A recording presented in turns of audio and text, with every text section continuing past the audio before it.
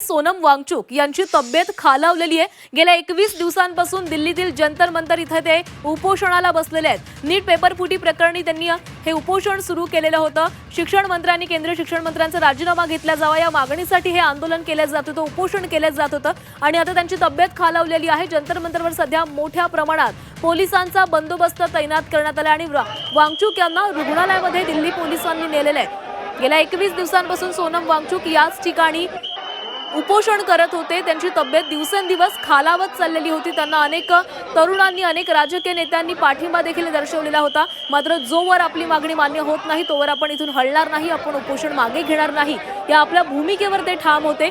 या उलट मला उपोषण मागे घ्यायला सांगण्याऐवजी अनेकांनी आपल्या या उपोषणामध्ये, या आंदोलनामध्ये सहभागी व्हावा असं आवाहन त्यांनी देशवासियांना केलेलं होतं। मात्र आज त्यांची तब्येत आणखी खालावलेली आहे, त्यामुळे दिल्ली पोलिसांनी सोनम वांगचुक यांना रुग्णालयामध्ये दाखल केलेलं आहे। तर जंतर मंतरवर सध्या पोलिसांचा मोठा बंदोबस्त देखील तैनात करण्यात आलेला आहे। मोठ्या संख्येने या ठिकाणी सोनम वांगचुक यांना पाठिंबा दर्शवण्यासाठी तरुणाई पाहायला मिळते। गेले 21 दिवस दिल्लीतील जंतर मंतरवर हे उपोषण सुरू आहे। तर वांगचुक यांच्या उपोषणस्थळी काहीसा गोंधळही पाहायला मिळतोय। वांगचुक यांना दिल्ली पोलिसांनी रुग्णालयात नेलेले आहे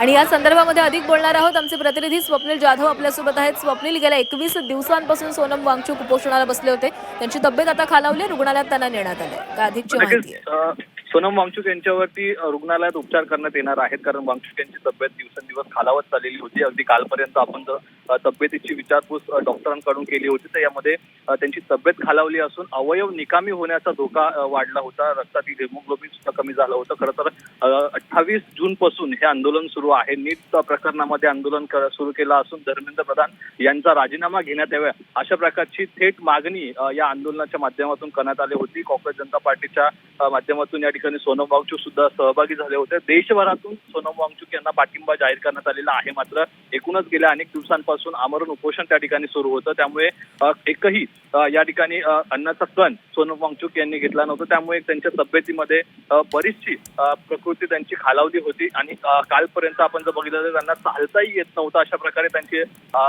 तब्येतीची अवस्था होती ती झाली होती। मात्र यामुळे कुठेतरी आता खबरदारीचा उपाय म्हणून दिल्ली पोलिसांनी सोनम वांगचुक यांना थेट रुग्णालयामध्ये दाखल केलेलं आहे। कारण पुढील काही दिवस जर सोनम वांगचुक यांचं आंदोलन हे सुरूच राहिलं असतं तर तब्येतीमध्ये बरेच या ठिकाणी अप्स अँड डाऊन आपल्याला पाहायला मिळाली असते आणि कुठेही अशा प्रकारची दुर्घटना, अनर्थ घडू नये यासाठी कुठेतरी काळजी ही दिल्ली पोलिसांकडून घेण्यात आलेली आहे। मात्र नक्कीच यावरती केंद्र सरकार काय प्रतिक्रिया देतं हे पाहणं महत्वाचं आहे। धर्मेंद्र प्रधान यांचा राजीनामा घेतला जातो की नाही, सोनम वांगचुक यांच्यावरती उपचार जरी सुरू केले असले तरी उपचाराला प्रतिसाद सोनम वांगचुक देणार का हे सुद्धा पाहणं महत्वाचं आहे आणि एकूणच या आंदोलनाची दिशा नक्की पुढे कशी ठरते हे पाहणं देखील इतकं महत्वाचं असेल। नक्की स्वप्नील, धन्यवाद दिलेल्या सविस्तर माहितीसाठी। तर 28 जूनला सोनम वांगचुक यांनी दिल्लीतील जंतर मंतर इथं हे बेमुदत उपोषण सुरू केलेलं होतं। हे आंदोलन प्रामुख्याने ज्या कारणासाठी केलं ते कारण म्हणजे नीट परीक्षा प्रश्नपत्रिकाची गळती होती, परीक्षा व्यवस्थेतील कथित गैरव्यवहार आणि शिक्षण व्यवस्थेतील सुधारणा या मुद्द्यांवर त्यांनी हे उपोषण सुरू केलेलं होतं। त्यांनी या आंदोलनामध्ये विद्यार्थ्यांच्या न्यायासाठी आवाज उठवत केंद्रीय शिक्षण मंत्र्यांच्या राजीनाम्याची मागणी देखील केलेली होती। गेल्या 21 दिवसांपासून दिल्लीतील जंतर मंतरवर ते उपोषणाला बसलेले होते। यहाँ पर सुबह के समय जब लोग चाय नाश्ता कर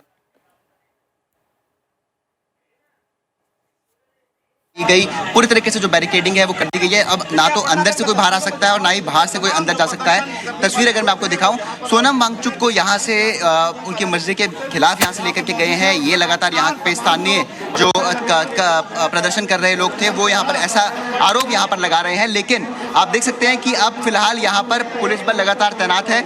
लगातार यहाँ पर अनाउंसमेंट्स की जा रही है कि पुलिस के काम में बाधा ना डाले और सोनम वांगचुक को मेडिकल इंटरवेंशन की जरूरत थी, इस वजह से उन्हें अस्पताल ले जाया गया है। तस्वीरें आप यहाँ पर साफ देख सकते हैं। हालांकि अब यहाँ से ना तो कोई बाहर से अंदर आ सकता है, ना ही बाहर से अंदर से बाहर आ सकता है और ये तस्वीरें आपको यहाँ पर हम जंतर मंतर से दिखा रहे हैं। देखिए, कुछ दिन पहले की बात है जब हाईकोर्ट में एक पिटीशन डाला गया था सोनम वांगचुक की सेहत को लेकर। ठीक है शुभांक, आप नजर तर सोनम वांगचुक यांच्या उपोषणाचा आजचा 21वा दिवस होता. त्यांची प्रकृती आणखीन खालावली, त्यामुळे दिल्ली पोलिसांनी त्यांना रुग्णालयामध्ये नेलेलं आहे. त्यांच्या उपोषणाची नेमकी काय कारणं होती, तर नीट आणि इतर स्पर्धा परीक्षांमध्ये जे घोटाळे होत आहेत, प्रश्नपत्रिका फुटतायत, याला कुठेतरी आळा बसावा आणि त्याची जबाबदारी निश्चिती केली जावी. परीक्षा प्रक्रियेमध्ये पारदर्शकता आणि विश्वासार्हता निर्माण करावी. सोबतच केंद्रीय शिक्षण मंत्र्यांनी म्हणजेच धर्मेंद्र प्रधान यांनी आपली नैतिक जबाबदारी स्वीकारावी आणि राजीनामा द्यावा अशी मागणी सोनम वांगचुक यांनी केलेली होती. गेल्या 21 दिवसांपासून या मागण्यांसाठी ते उपोषणाला बसलेले होते. अनेकांनी त्यांना पाठिंबा दिलेला होता.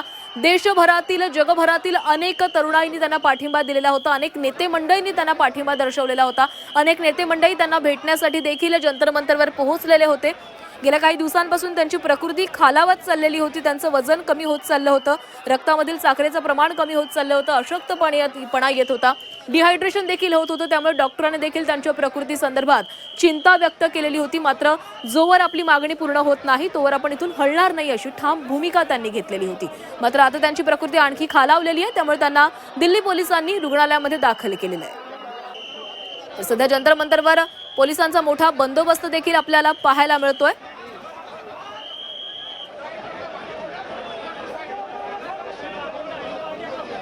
सोनम वांगचुक यांना रुग्णालयामध्ये नेण्यात आलेलं आहे. तर ज्यावेळेस सोनम वांगचुक यांना रुग्णालयामध्ये नेत होते त्यावेळेस तिथे उपस्थित असणाऱ्या अनेकांनी घोषणाबाजी देखील केलेली आहे. मोठ्या पोलीस बंदोबस्तामध्ये त्यांना रुग्णालयामध्ये नेण्यात आले.